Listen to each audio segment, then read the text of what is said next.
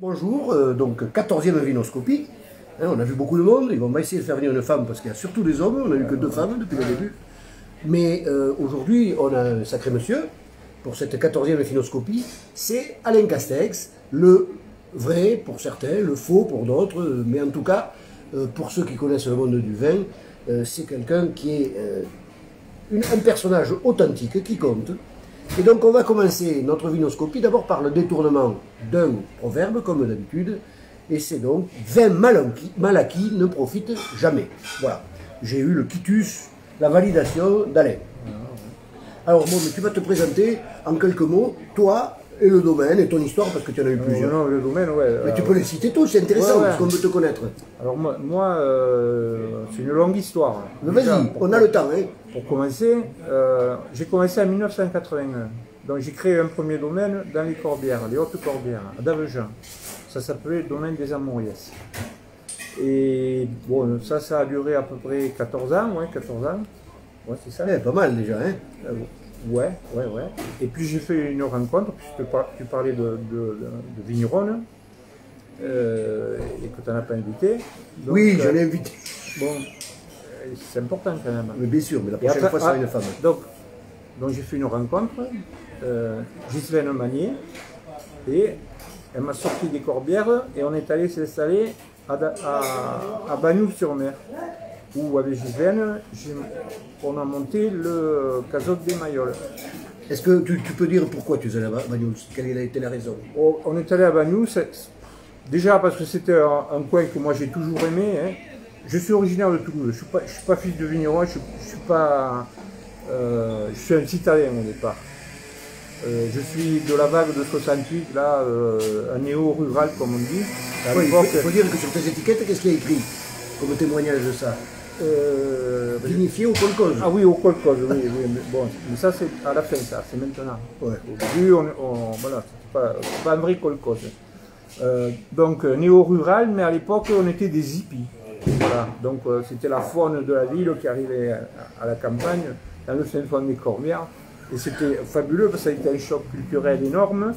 Et c'est vrai qu'avec le recul, quand je repense à tout ça, je comprends un peu ce qu'est la colonisation. En fait, on était des 68ards, enfin des gens... des urbains, ouais. Des urbains un peu révolutionnaires et qui rêvions de retourner à la terre, à la campagne. Mais en fait, on était une sorte de colonisateur, parce qu'on arrivait avec nos certitudes dans des pays où les gens ne bougeaient pas trop, des endroits conservateurs. Mais pas que les gens étaient forcément conservateurs, mais parce que c'était des milieux fermés. Voilà, parce qu'ils votaient à gauche quand même. Ouais, tout à fait. C'était le midi rouge quand même. Oui, tout à fait. Voilà. Dans les Hautes-Corbières. Mais donc, bon, ça a été un choc culturel, quoi. Pour les deux côtés. Pour les deux côtés, ouais, voilà. Donc ça a mis un moment quand même à ce que la mayonnaise prenne. Et puis, il y en a beaucoup qui sont partis, bien sûr, dans les néo-ruraux, comme on dit. Vous étiez plusieurs, notre famille, là, c'était une communauté? Ouais, c'était quasiment une communauté, ouais. Mais après, c'est vrai qu'il y a eu une grosse vague dans les années 70. Ah oui, oui, oui. Et de cette vague-là, bon, il y en a beaucoup qui sont repartis, et d'ailleurs qui ont fait leur petit business après, qui ont maintenant des attachés cases, hein, voilà, comme le rédacteur en chef de Libération. Là. Oui, ouais, par exemple, mais il y en a d'autres, quoi. Mais c'est comme en politique, quoi. Il démarre à l'extrême gauche, maoïste et tout ça, et ils finissent par l'extrême droite, mais pas loin, quoi. Enfin, voilà, c'est un peu ça, quoi. Donc, moi, je fais partie de ce mouvement-là, au départ. Donc, pour moi, c'était important, la terre. Pour moi, c'était... J'avais fait ce chemin-là pour vraiment vivre à la campagne, être proche de la terre et de la nature. Donc, j'étais mécanicien au départ. Et ma démarche m'a conduit à devenir vigneron, un petit peu par hasard. Tu étais mécanicien de formation? De formation, oui. Ah, ça Oui, pas, ouais. Bien sûr, ouais.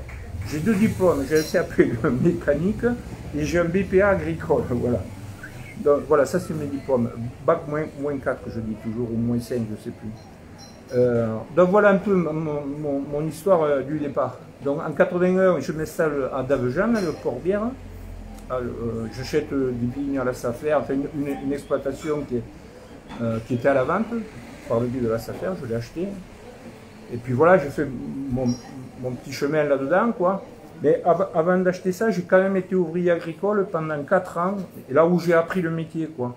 Et À Davejan. à Maison, c'était. Ah, Maison, oui. C'est un village à côté de Davejan, voilà.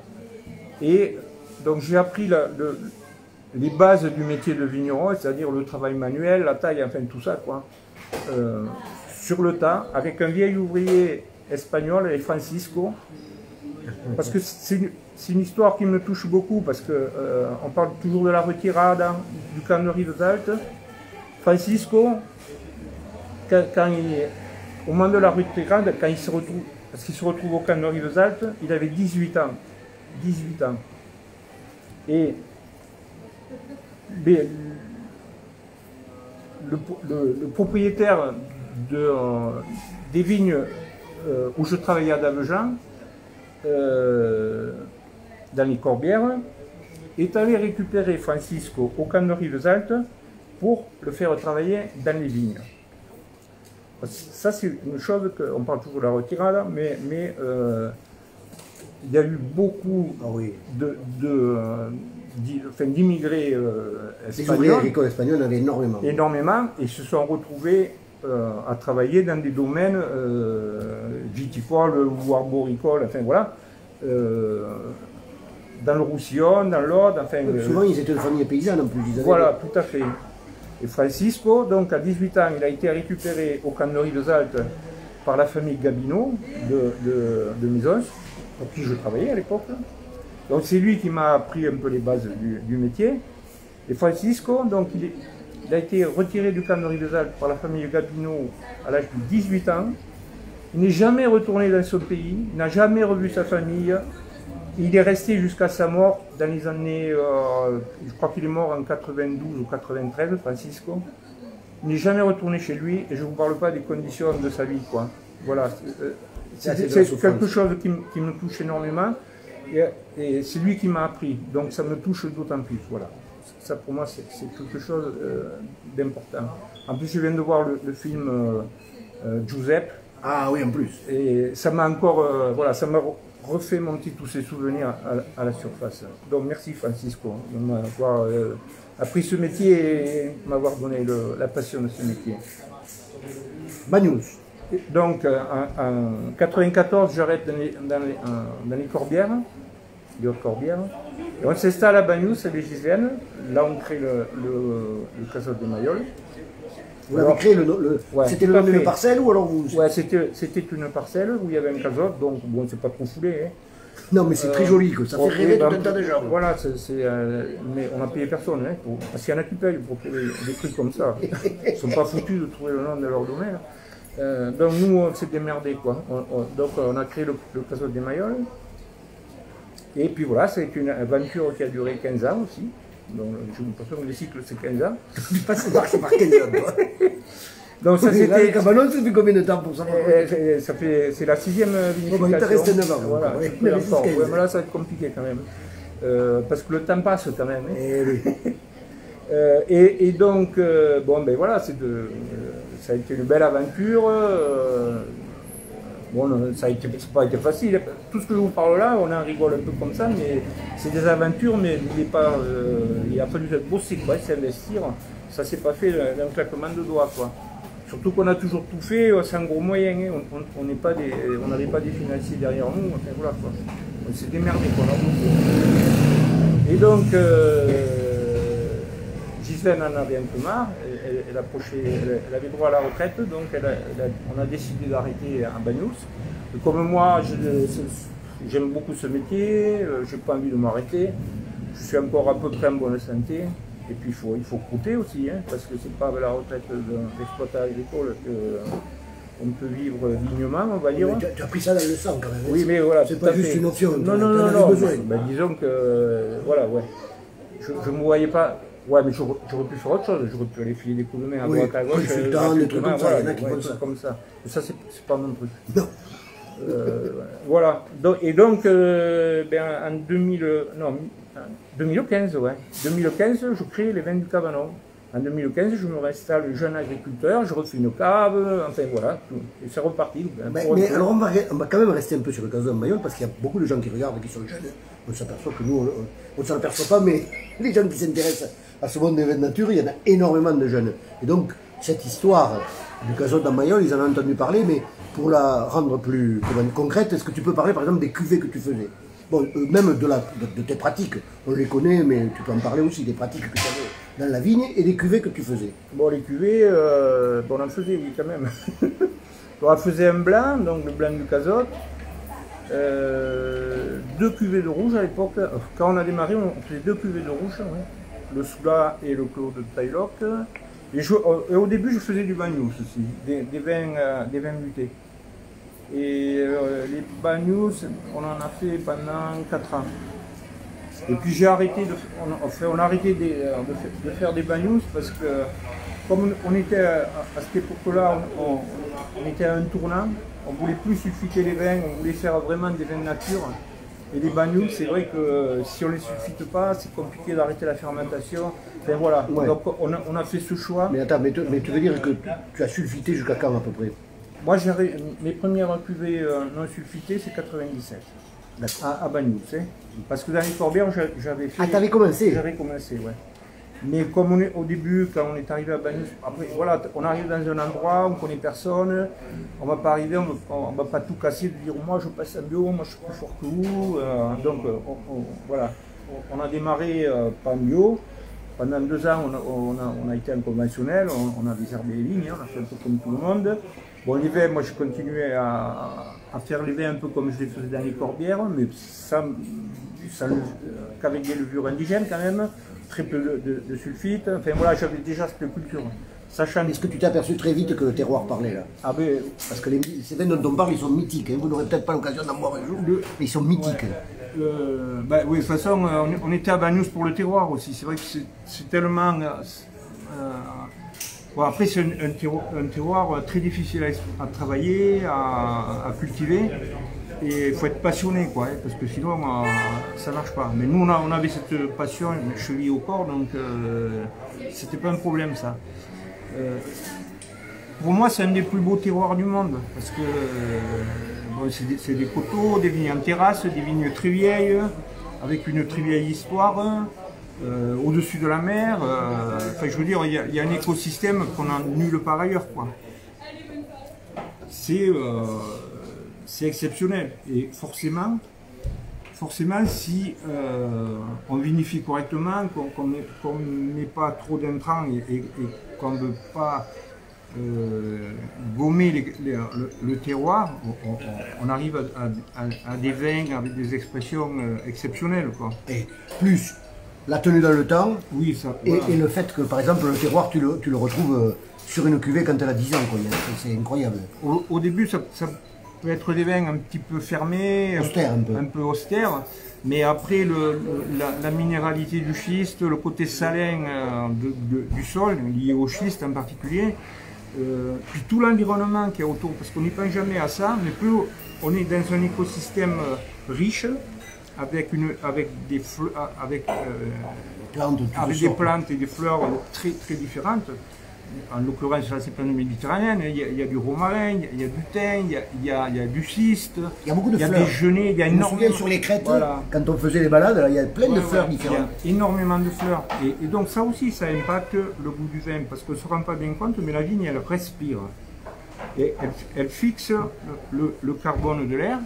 Et quand on est dans un environnement riche, parce que quand on se balade, c'est parfumé. Ah oui, c'est sûr. Oui. Voilà, tu l'as senti, quoi. Ouf, certaines années là, sur la crête, qui descendent de la Madeloc là, vers la Salette, donc, il y a des ensembles de fleurs incroyables, et d'herbes. Forcément, ces arômes, si la vigne elle fonctionne normalement, c'est-à-dire si elle n'est pas gavée à l'azote industriel, si on ne fait pas trop de traitement pour comment dire, perturber le feuillage, la vigne elle respire, hein. Elle prend aussi ces molécules aromatiques qu'on va retrouver dans le vin. C'est extraordinaire, quoi. Ah, ouais. Et c'est pour ça que quand moi je vois des hectares et des hectares de vignes sans une fleur, sans un arbre, sans une haie, Bon, J'ai l'impression qu'on arrive au bout de ça quand même, les mecs se rendent compte. Oui, mais pas assez vite, mais il y a une prise de conscience un peu. ouais, ça serait bien, ouais. Bon, alors écoute, on a quand même, bon, l'esprit et les pratiques, on commence à comprendre, mais ça s'est pas fait d'un seul coup, quoi. T'es pas arrivé en disant... Ah, non, oui, évidemment. Ça s'est fait la deuxième moitié des années 90. Là, j'ai fait ma 39e vinification, ça fait 39 ans que je fais ce métier. L'année prochaine, on fête la 40e. L'année prochaine, on fait la fête, on fait la 40e, ouais, voilà, donc on fera la bringue. Donc en 40 ans, voilà, j'ai démarré, j'ai démarré un peu comme on m'avait appris à l'école, avec des pratiques que j'avais appris aussi en tant qu'ouvrier agricole. Et c'est après, c'est un cheminement personnel à travers les rencontres. Mais le bio, tu as passé au bio quand? À Davejean. À Davejean, j'étais en bio à partir de 1989. Ah donc quand même là, oui. Déjà tu as eu tes 4 ans ouvrier agricole, donc c'est en 85 que tu as eu ton domaine. Non, en 89, moi j'ai eu le domaine. Ah, donc les 4 ans d'ouvrier agricole, c'est de 77 à 89. Voilà, tout à fait. D'accord. Donc tu as mis 8 ans avant de basculer au bio. Eh bien oui. Mais tu as cheminé, Mais voilà, tout à fait. Et après, il faut dire qu'à l'époque, bon maintenant ça le vend en poupe, c'est vrai qu'il y a une prise de conscience par rapport à tout ça. À l'époque, on vous prenait pour des huluberlus et des oliviers. On était les hippies, voilà, on est arrivé avec ça. Et c'est vrai que c'était le choc de culture. Même ça, on n'était pas pris au sérieux, quoi. Tu vois, ce chemin qui a été fait, il est quand même extraordinaire. Même si c'est vrai que c'est pas suffisant et qu'il faut aller plus loin, quoi. Non, mais le fait que toi, par exemple, tu sois une espèce de phare pour tout un tas de gens, ou Pierre Auvernois, par exemple, des gens comme ça, ben, ça fait bouger, sans qu'on s'en rende compte, ça nourrit l'inspiration et l'envie de milliers de jeunes. Oui, bien sûr. Ouais. Et c'est bien que tu parles aujourd'hui, d'ailleurs, parce que, voilà, c'est un témoignage qui s'inscrit dans l'histoire, là. Mais toute cette évolution aussi, c'est ce que je veux dire aux jeunes, c'est à travers les rencontres. Bon, la formation, c'est important. Je pense qu'il ne faut pas se lancer dans ce métier sans rien y connaître. Donc même la formation, on va dire, scolaire, basique, conventionnelle, il faut savoir ce qu'il faut pas faire déjà. Voilà, déjà, pareil, c'est très très bien. Mais après, c'est le cheminement personnel et souvent à travers des rencontres, des lectures, des infos qu'on va chercher tout seul. Moi, j'ai rencontré beaucoup de personnes qui m'ont fait évoluer, qui m'ont appris et j'ai pris ce qui m'intéressait chez eux. Tu peux citer des gens qui t'ont beaucoup marqué, ouais, sans que ce soit... Au tout début, quand j'ai démarré à Davejean, comme jeune agriculteur, donc quand j'ai créé le domaine des Amoyès, j'ai collaboré, j'aime pas ce terme, mais bon, j'ai pour partenaire. Ouais, j'ai travaillé avec Foulonneau et Durand de l'ITV de Narbonne. Et c'était des techniciens, des ingénieurs agro. Hein, oui, c'est l'Institut technique du vin, l'ITV. Voilà, l'ITV. Qui a fait un gros travail. Alors on peut critiquer leur travail, mais à l'époque, il correspondait à un besoin. C'est-à-dire que leur boulot consistait à voir le comportement des cépages non méridionaux, type septentrional, comme le chardonnay, le sauvignon, le chenin, enfin voilà, les cabernets, implantés dans le vignoble méditerranéen. Il faut dire qu'à l'époque, il y avait une crise énorme sur les vins dans le Midi. On sortait de l'histoire des vins d'Algérie, voilà. Et il fallait arracher massivement pour éviter la surproduction. Et on cherchait des solutions pour pas que tout s'arrache et que quand même il y ait une économie viticole qui continue. Donc ils ont bossé là-dessus. Donc ils faisaient des micro-vinifications sur tous ces cépages-là. Ce qui m'a permis aussi, tu vois, techniquement de faire des vinifications pointues, techniques, d'avoir le résultat. Là, vous ne parliez pas de... Est-ce que vous parliez déjà de levure indigène? Non, absolument pas. On était dans des procès très industriels. C'était l'œnologie. Mais très technique. Mais c'est intéressant parce que tu apprends des trucs. Tu apprends, voilà. Bien sûr. Donc j'ai commencé à travailler avec des gens comme ça. Eux, ils m'ont apporté ça. Et après, j'ai rencontré d'autres gens, en particulier Max L'Église. Ah oui, qui lui m'a appris autre chose. Tu as connu Max L'Église? Oui, je l'ai connu, ouais. C'est lui qui a fait le meilleur manuel de dégustation que je connaisse. Oh, je ne sais pas si lui... Ouais, quand j'ai lu des manuels de dégustation il y a 20 ans, lui, il y a de la poésie. Il te parle de son enfance, quand il allait chez son grand-père dans le jardin, et des odeurs. Il ne te l'explique pas uniquement par de la chimie et de la technique. Donc j'ai eu la chance de le rencontrer, et donc il m'a ouvert à autre chose. C'est lui, qui, par exemple, qui m'a dit on peut faire les vins sans soufre. Et alors, c'était courageux parce que c'était un pote de l'œnologie, quoi. Ouais, mais il était à la retraite quand il a dit ça. Parce qu'il y a ça, les langues se délient souvent quand on n'est plus dans le monde c'est bien du travail. Mais exactement, parce qu'il y en a qui sont à la retraite. En voyant Chauvet tout ce monde, il a dû réfléchir un peu. Eh bien oui, parce que aussi, il a travaillé aussi beaucoup avec Flenzy. Flenzy, le père de la macération carbonique, qui a collaboré, enfin voilà, qui a... Ça bougeait dans le Beaujolais. Ouais, mais Flenzy, il n'est pas du Beaujolais, hein. Il est de Montpellier. On l'oublie ça. Ah bon? Dans le Midi, on a eu des techniciens exceptionnels, quoi. Ah bon? Mais après, voilà, on n'a pas su bien utiliser leur savoir. La macération carbonique, ça a apporté de la trésorerie à plein de caves coopératives. Ouais, et puis surtout, ça a bien amélioré le vin quand même. Ça a permis d'avoir des vins avec du tout fruit, à fait, etc. Tout à fait, ouais. Donc voilà, j'ai rencontré des gens comme ça, donc c'est ça qui m'a fait évoluer. Et après, un peu plus tard, j'ai rencontré Marcel Lapierre, Pierre Auvernois, voilà, déjà, tout un tas de... Voilà. Tu étais déjà dans ce monde-là, quoi. Ouais, j'étais, mais finalement, je ne les connaissais pas, quoi. Je faisais du vin nature, sans savoir que c'était du vin nature. Qui avait une famille, quoi. Et qui avait une famille, quoi. J'ai découvert ça après, quoi. Bon, alors, comme on a un temps relativement limité, enfin, c'est souple, hein, on dit demi-heure, mais ça peut durer 1 heure, mais pas 3. Oui, non, mais d'accord, mais si tu me fais parler... Non, mais c'est très bien, on se régale. Mais on a 3 parties de la vie, maintenant il faut qu'on parle... De la dernière. Des vins du Cabanon. Et oui, quand même, ouais. Parce que tu les vends, ceux-là. Mais ouais, c'est vrai, je les vends, ouais. Alors, en fait, c'est la... Ah oui, la bouteille. Ah oui, la bouteille, ouais. Est-ce que tu peux nous porter la bouteille, 3 verres, et puis un pour toi aussi? Ouais, de toute façon, les vins du Cabanon, c'est la continuité du Caso de Maiola. À savoir que les vignes que j'ai maintenant, c'est des vignes qu'on avait déjà à l'époque du Caso de Maiola. C'est des vignes qu'on avait pris en 2005. Et pourquoi? Pour avoir du volume? Pour faire un peu plus de volume, comme c'est plus facile à exploiter, ça revient moins cher, enfin voilà. Ça nous permettait de faire une gamme de vin un peu moins chère, parce qu'on était quand même... Bagnoul, c'est un beau terroir, mais il est très dur à travailler. Tu avais des rendements de combien au Caso de Maiola? On était à 10 hectos, 10-12 hectos et quart. Tu ne peux pas le vendre à un prix de supermarché, là, quand même. Donc il faut vendre cher, mais c'est pas évident. Hein, donc, puis ça te plaît pas, je sais que ça te plaît pas. On pourrait des fois, mais bon... Non, moi, c'est pas ton style. C'est pas... Goûte-le, hein. Je suis pas... Comment dire... Pas la spéculation, quoi. Non, on laisse ça au château de Bordelais, et il y a quelques célèbres vignerons de Bourgogne. Hein. Pour être gentil, on va dire comme ça. Alors, donc tu avais ces quelques vignes du côté de Trouillas, en premier à Trouillas. Et après, on en a pris quelques-unes aussi à Fourques. Donc quand vous vous êtes séparés, voilà, ça t'a fait un repli, moi, j'ai gardé ces vignes-là, en fait, qui ne sont pas à nous, hein. Moi je suis que fermier, parce que ça aussi c'est une histoire intéressante, à savoir que ces vignes, donc les vignes de Trouillas, c'est des amis qui les ont achetées et qui nous les ont données en fermage pour qu'on les exploite. C'est-à-dire, c'est pour ça que je parle un peu de kolkhoz. Ça a été une aventure humaine à plusieurs, quoi. C'est pas simplement moi qui fais le vin, moi sans les autres, je suis que dalle, quoi. Moi je croyais que c'était une provocation ou un clin d'œil, mais en fait il y a quelque chose. Il y a un fond, ouais. Essaie de... Regarde, attends, là, parce que la couleur est magnifique. Il est un peu trouble parce que c'est le 2020, hein. Oui, 2020, je l'ai tiré de la cuve tout à l'heure, voilà. Il a fini de fermenter il y a un mois à peu près. C'est sa cuvée de blanche qui s'appelle Tirablanc. Le Tirablanc, voilà. Alors, cette année, bon après, je sais pas, voilà concernant le Cabanon.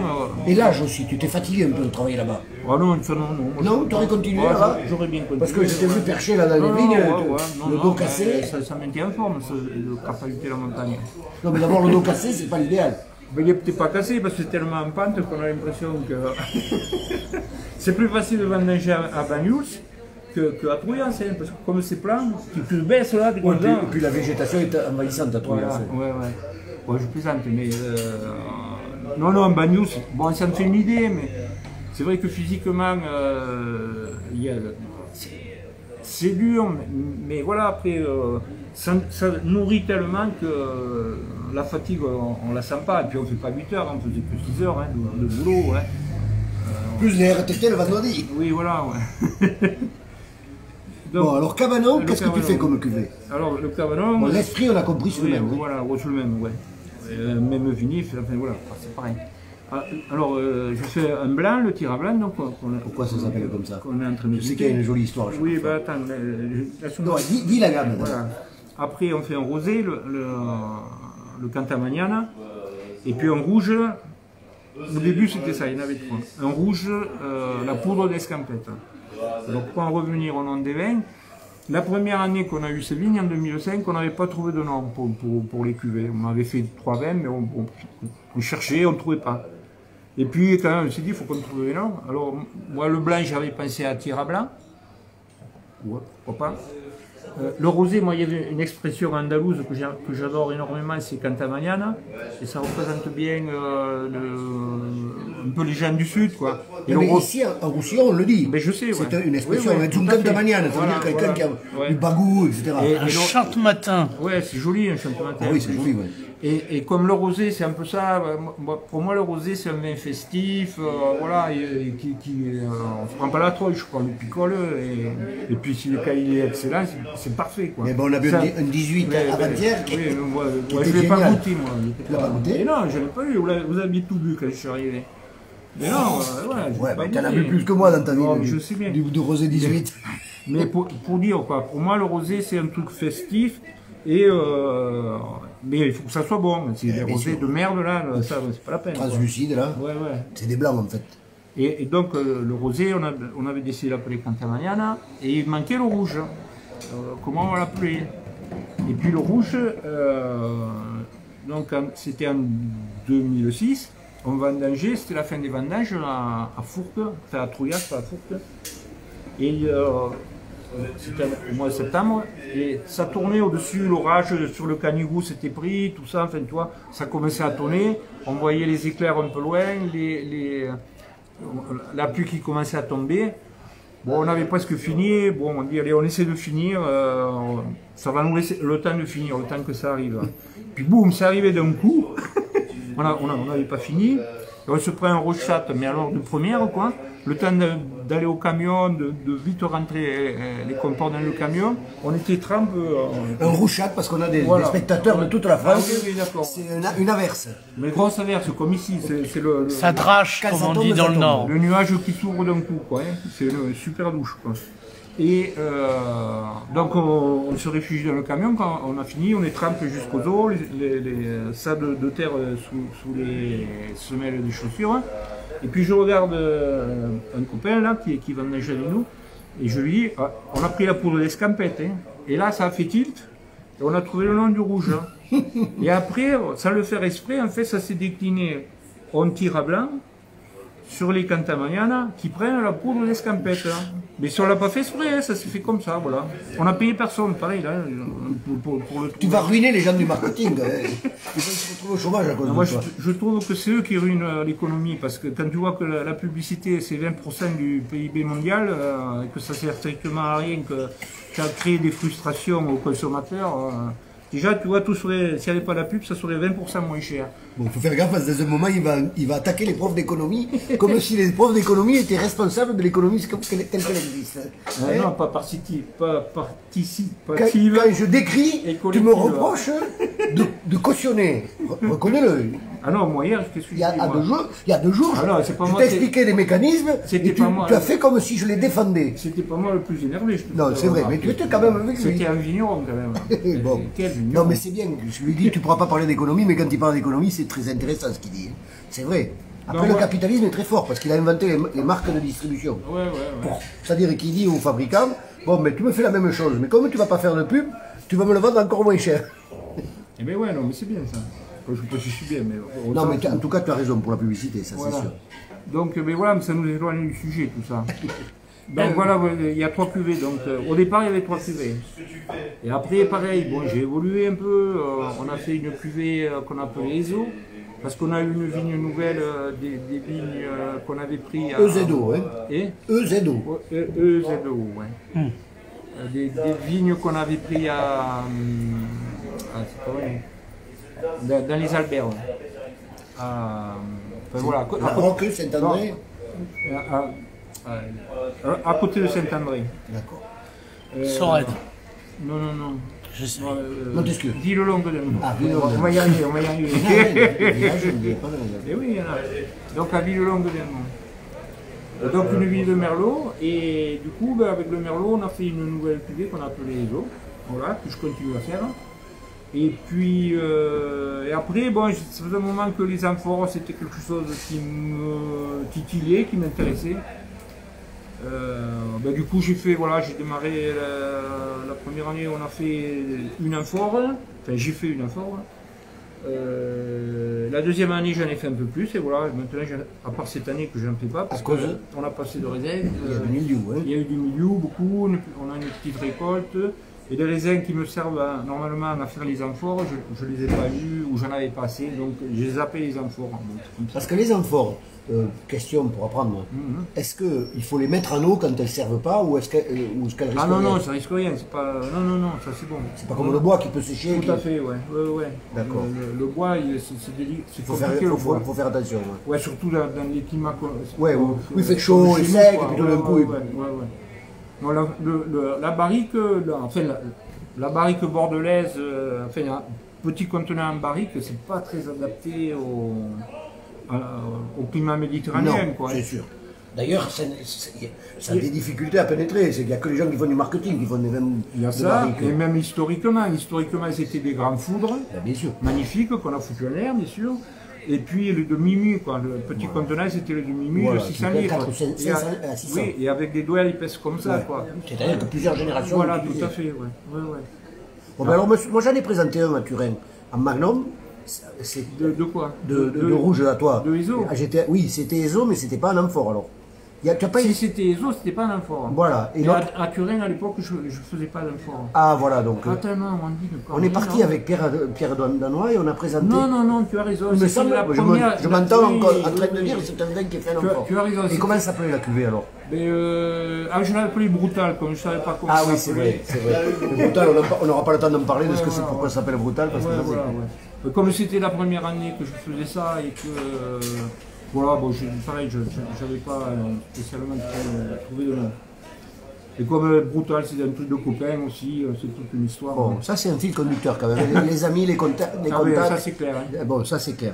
On n'aura pas beaucoup de temps, mais on aura découvert ça. Ça ressort de ta personnalité. Moi, ce que je veux dire à tout le monde, c'est que tout seul, on est rien. Hein. Bon, alors attends, justement, à la fin, j'ai des questions personnelles. Ouais. La première, c'est, est-ce que tu as une petite fantaisie, un jardin secret, une passion d'un petit truc comme ça? Je sais pas, il y en a qui te disent les mots croisés, d'autres.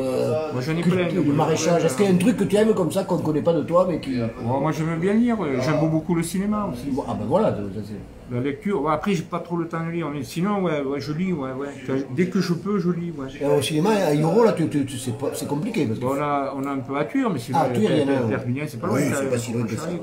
Bon, et bien en fait, les deux questions que je pose à la fin, chaque fois, c'est. La première, c'est qu'est-ce que tu aimerais qu'on dise de toi? Après, on parlera du vin. Hein, ah, voilà, merci. Qu'est-ce que tu aimerais qu'on dise de toi? Les gens, quand ils parlent de toi, qu'est-ce que tu aimerais qu'ils considèrent, qu'ils pensent de toi? Je suis un mec sympa. Voilà, très bien. Et quel est le... Alors, la deuxième, c'est tu as déjà commencé tout seul, sans que je te le demande, et donc tu vas reprendre. C'est quel est le message que tu as envie de faire passer? Ben, je te l'ai dit, hein, moi, c'est que seul, on n'est rien. L'égocentrisme mène à la catastrophe, quoi. Super. De l'humanité. On le voit bien, on est dans un monde de plus en plus individualiste. Ouais. Et le narcissisme. Oui, voilà, tout à fait. Tu vois un type comme Trump, en fait, c'est le produit d'une société. Oui, il est pas mal, ouais. Non, mais c'est aussi le produit d'une société, quoi. Tout à fait, ouais. Parce que la télé, les jeux réalité, il s'est rendu célèbre. Bon, alors on va parler du vin quand même. Est-ce que tu peux nous dire, c'est un délice, bien sûr. Là, tout l'alcool est parti, tout le sucre est parti. Hein, il est sec, ouais. Il est sec, hein. Un vin blanc, on dit qu'il est sec quand il y a moins de 4 grammes. Tu sais comment? Ah non, là il y a 0. En dessous d'1 gramme. En dessous d'1 gramme. Ouais, il est sec. Voilà. Donc, ça, on ne va pas faire un cours de dégustation, mais c'est ça qui est extraordinaire. C'est qu'il y a une douceur dans ce vin qui ne vient pas du sucre. Mais la douceur, c'est la finesse. Moi, je trouve que les vins de cette année, alors, c'est parce que, bon, il a beaucoup plu. Dans les vignes, elles n'ont pas du tout souffert. Et je trouve que les vins ont une belle tendresse. Voilà, c'est ça. C'est fin, c'est tendre. On a une impression de douceur, on n'a pas le mot pour ça, mais c'est de douceur, de tendresse, il n'y a pas de sucre dedans. Il y a pas, non. Et ça, tu le mettras en bouteille quand? Le sec, là. Ah, maintenant tu oui. Et après, tu fais un élevage chez toi, tu ne le mets pas à la vente tout de suite. Ah non, c'est par de suite, là, tout le monde en veut, là. Oui, parce qu'il faut savoir que alors là, il n'y a pas encore l'étiquette, mais vous pouvez voir la contre-étiquette. Et oh. Ah. Non, mais j'essaie de dire qu'il y a du bruit et qu'on Ben tourne oui, en mais c'est direct. pas grave, tout le monde sait qu'on est dans un endroit vivant. Ben oui, on est dans un bistrot quand même. Voilà, On va pas empêcher les l'atmosphère, gens de moi parler. à la fin je vais Ça le va, dire. il y en a marre des dictats, porter le masque, ils vont nous foutre le confinement à nouveau. Le couvre-feu. Le couvre-feu, non, non, non. 21h samedi. Moi j'ai eu Jeanne tout à l'heure et il m'a dit qu'il allait nous confiner à nouveau. Hein. C'est ton cousin, hein? Oui, c'est mon cousin Germain, ouais. Mais on se parle pas parce qu'on n'est pas du même bord politique. On s'est fâché. Salut. Non, je blague, je le connais pas. Hein. Même si le maire de Prades. Moi, voilà, maire de Prades, je m'étais dit c'est un mec sympathique. Hein. Mais bon. Bon, de toute façon, c'est pas. Le peu de minutes qu'on a, on n'a pas parlé de ce type. Donc, tu as choisi ce vin. Pourquoi tu as choisi le blanc? Bon, parce que ça goûte bien et puis tu l'as pas goûté encore. Non, non, non, mais il est délicieux. Il fait goûter, non, encore. Mais non, moi j'ai pas goûté. Non. Je suis venu, on a goûté des mous Ah ouais, le jour où je suis venu pour les vendanges, mais Ah j'ai oui, pas. ouais, non, parce que j'ai fait goûter à Romain déjà. Voilà. Donc, ouais. Non, mais toi, t'as pas goûté. Voilà, parce que lui, c'est quand même. Romain, il Romain, t'appelle c'est mon Papouche, là. conseiller, Donc, c'est mon conseiller. Ben en écoute, il y a une dégustation. relation magnifique entre Ah, nous. ben oui, ça Très c'est vrai, belle. ouais. Voilà, il faut le dire. Ouais. Bon, alors on remercie, ils sont pas là, mais ça fait rien, on les remercie. On remercie nos amis de l'atmosphère de nous accueillir une fois par mois. Et puis, tu vois, comme je sais que toi tu as ces exigences, quand on a commencé, j'ai pensé, il faudra qu'on fasse venir une femme la prochaine fois. Ah oui, ouais, quand même. C'est parce que c'est pas si facile que ça. Ouais. Il y en a moins. Oui, oui, le ça, c'est vivier, vrai, il y en a moins. malheureusement. Alors il y a la fille de Mireille Rivière qui est venue, il y a Jess, j'espère que j'en oublie pas. En tout cas, la prochaine fois, je vais essayer de faire venir une femme.